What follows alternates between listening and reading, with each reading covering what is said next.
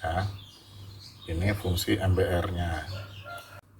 Oke, ini kita mau ngasih video review ya untuk MBR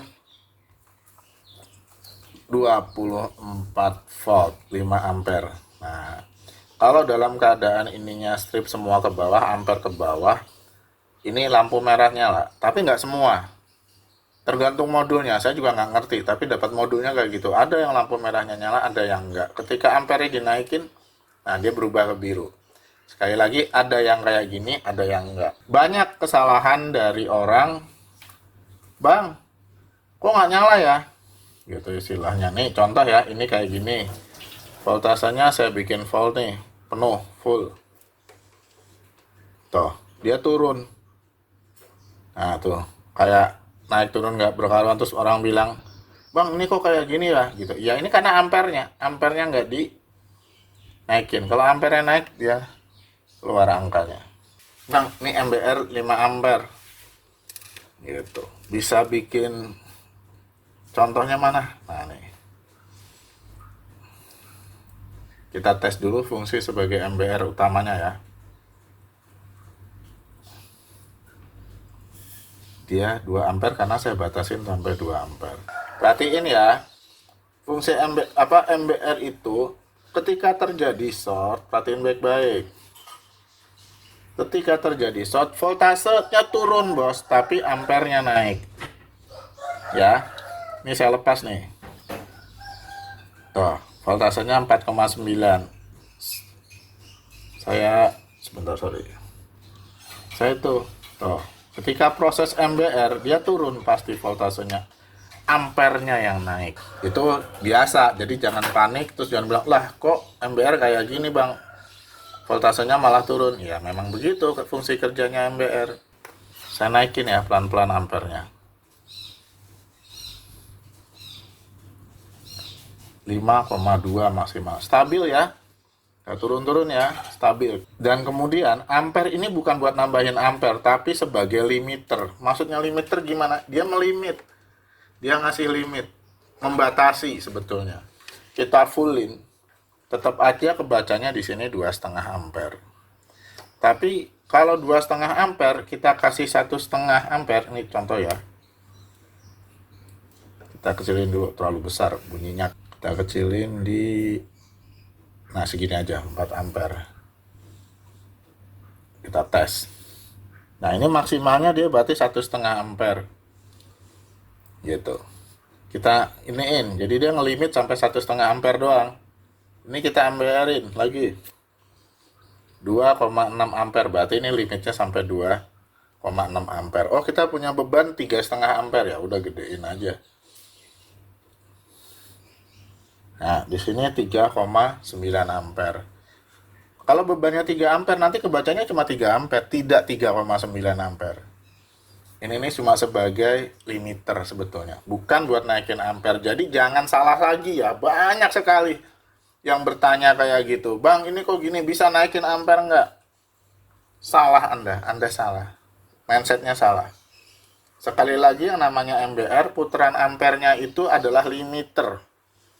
Mau mereknya apa, jenisnya apa, semuanya limiter, bukan naikin ampere. Kalau 5 ampere berarti limitnya cuma sampai 5 ampere maksimalnya. Kalau 8 ampere berarti maksimalnya limitnya sampai 8 ampere. Kalau 12 ampere sampai 12 ampere. Bebannya 5 ampere ya kenanya mau dipolin, dipakai 8 ampere dipolin tetap aja 5 ampere.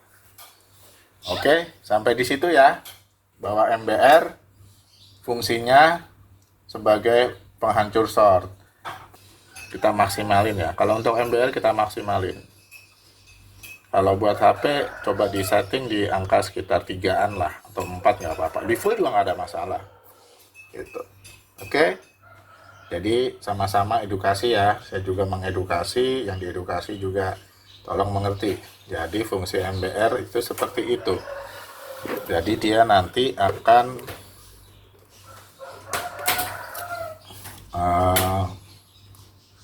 voltasenya turun ketika terjadi proses MBR. Gitu. Begini.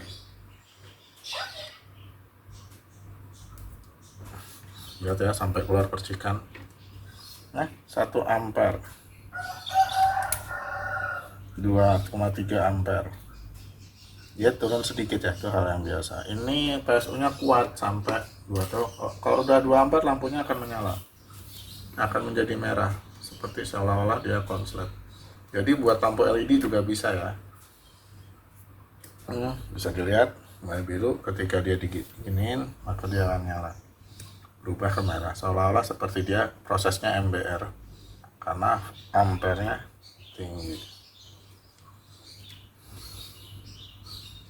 Oke, kita atur ke 12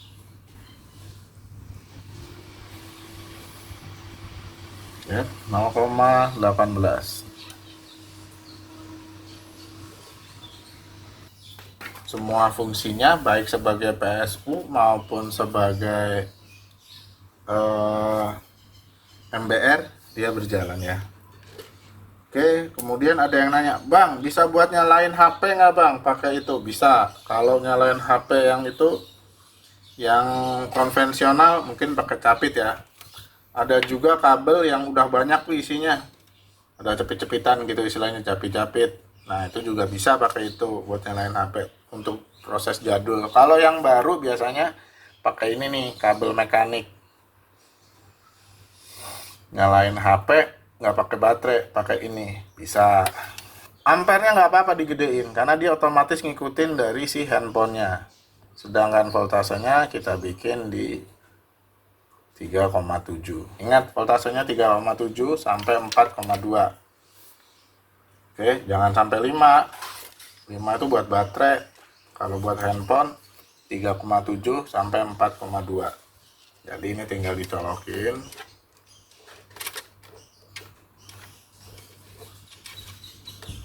Nah, ini dicolokin ke HP-nya. Tergantung seri HP-nya. Kemarin saya udah coba di Vivo H77 nyala bisa. Jadi udah tes ya. Pakai kabel yang kayak gini, mekanik. Mereknya bisa macam-macam. Bisa pakai mekanik, bisa pakai sunshine, apa yang lain, pokoknya tergantung lah selera masing-masing. Senangnya percayanya pada merek apa, monggo.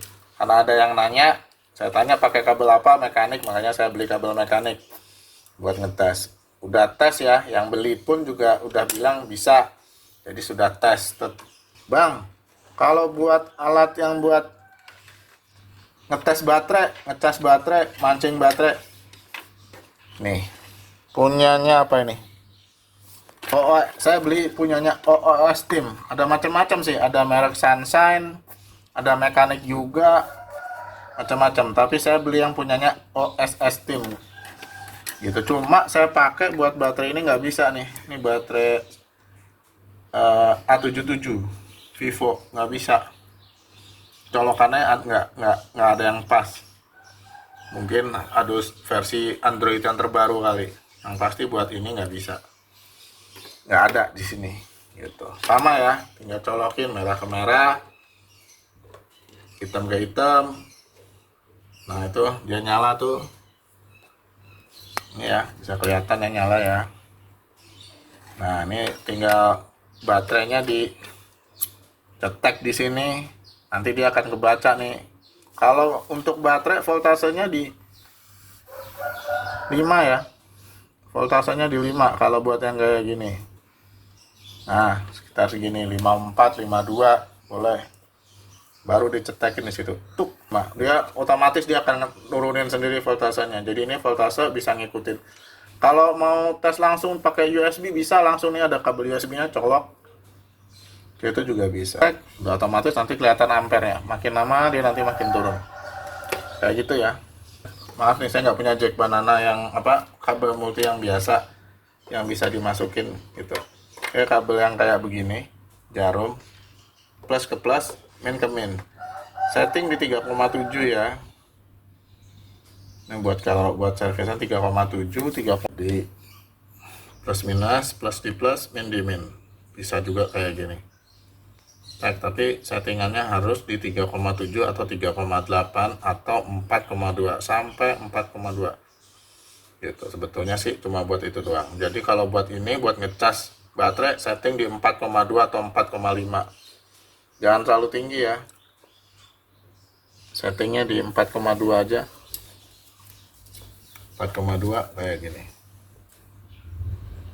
udah pasti. Nah langsung dia pasti dia ngisi, makan capek kalau kayak gini megangin terus. Sebagai PSU, sebagai MBR, sebagai cas baterai. Untuk aki juga sama, aki itu 12 volt, berarti setting aki itu di 13,8 sampai 14,2 atau 14. Nah kayak gini, plus capit ke aki, dia akan ngecas aki. Biasanya kalau aki 3 sampai 12 atau 10 jam tergantung kapasitas akinya. Ini cuma bisa sampai 10 ya, maksimal tuh 10 gitu. Jadi paling kalau untuk aki 6 sama 7. Kalau aki 10 kasihan juga, dia beban, panas dia. Kalau buat aki motor tuh kan rata-rata 5 sampai 7 ampere. 5 Ah sampai 7 Ah, ampere hours. Jadi kalau 5 Ah sampai 7 Ah dia masih nggak ada masalah. Pasti bisa. Kalau ada nggak bisa bohong. Karena di dalamnya udah ada dioda protectnya. Terus kalau yang plus dioda, yang maksudnya kan ada variannya yang plus dioda, itu sampai 20 ampere. Jadi kalau untuk baterai, sekarang banyak sepeda baterai, itu baterai sepeda listrik. Kan kadang-kadang baterai sepeda listrik itu di 18 volt. Gitu kan, 18 volt, 16 volt, 20 volt. Gitu masih bisa. Karena untuk yang plus dioda itu ada diodanya 20 sampai 30 ampere. Saya kadang-kadang kalau pas ada yang 30 ampere, diodanya saya kasih yang 30 ampere, tergantung stok ya, tapi minimal 20 ampere. Jadi dia kuat sampai 20 ampere. Sekali lagi, kuat sampai 20 ampere. Kalau ada pertanyaan silahkan chat. Gitu. Ada keluhan silahkan chat. Jangan langsung kasih penilaian negatif. Ya nggak apa-apa juga sih, karena bagi saya nggak penting. Tujuan saya ngebantu teknisi-teknisi pemula, ngebantu diri saya juga termasuk membantu teknisi-teknisi pemula punya alat buat servis nggak mahal-mahal banget. Dengan modal seadanya udah bisa buat servis.